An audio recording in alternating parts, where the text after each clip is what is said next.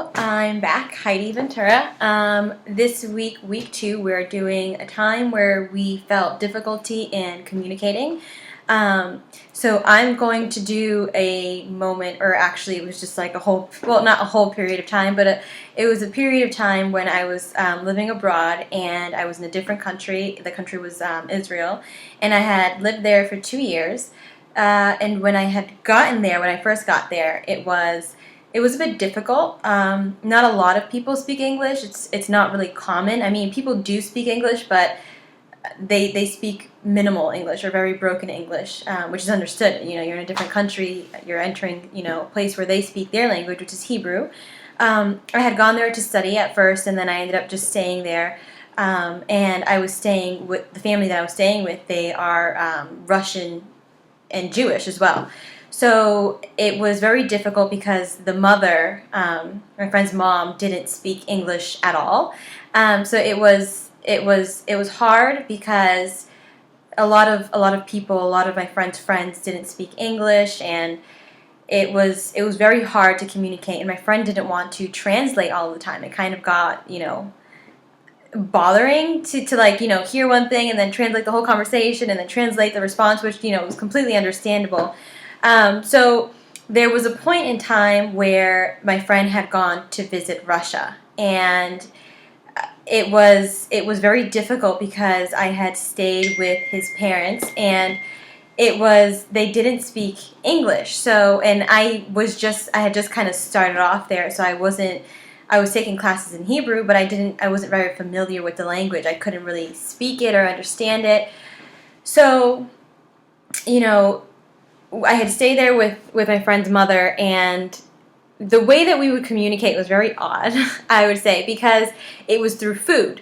Russian mothers are very loving. They love to feed you.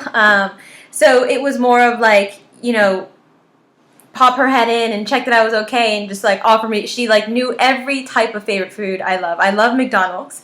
And so we typically tried to eat healthy when my friend was there, but being that my friend wasn't there and I love McDonald's, my friend's mom knew that, so she bought me McDonald's. She made like every favorite meal that I loved, and that was kind of like my way of knowing or communicating with her, like everything's okay, I'm being fed, I guess. And then later on, since I did live there for so long, I ended up learning Hebrew, and I'm not fluent. I don't know a lot. I know like the basics. I know how to spell, read, and just how to say a few sentences. I can hold this like the smallest conversation in Hebrew.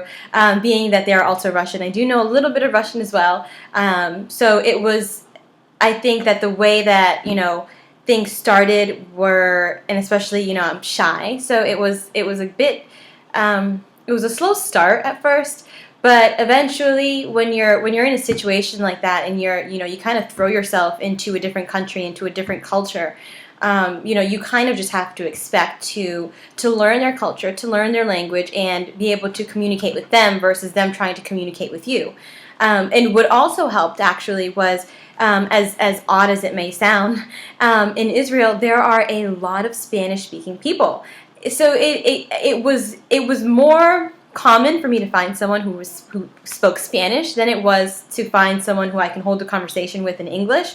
A lot of the women there watch soap operas, novelas, and so I would find myself like, we'd be all out together, and everyone else is talking Hebrew or Russian, and me and the girl are talking in Spanish versus like in English, So it was definitely like nice, and it was nice to know that like even though there was that language barrier between me and my friend's mother, that food brought us together. Like we would sit down and eat together, and even though we didn't say anything, we knew that like we were there together, we were eating, and it was kind of just like that moment that was like, after a long day of studying or working, like we're coming together still and eating, and so it was a good way to I guess break that barrier, as difficult as it was. So yeah, that's my difficult time of of trying to speak with someone. Um, yeah, other than that, I mean, I don't know. I think because of the fact that my friend and my friend's family and everyone that we knew, they're so huge on food.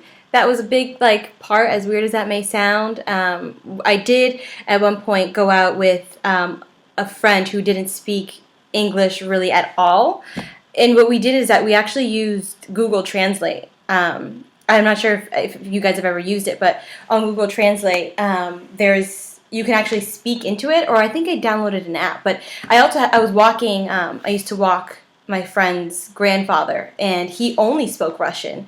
So we would go for like hour-long walks, and we would use the phone, and he would speak into the phone in Russian, and I would speak back into the phone in English, and it translated, what we wanted, which was also a big help. I know that they just actually came out with headphones that you can put them in as recent. I think I just saw this like yesterday. You can put them in your ear, and someone will speak to you in their language, and you can respond back because it translates it on its own, as weird as it sounds. They don't have it in every language yet. I think they only have like Italian, Spanish, and I think Chinese or something. I'm not sure, but that's something that's also very interesting because,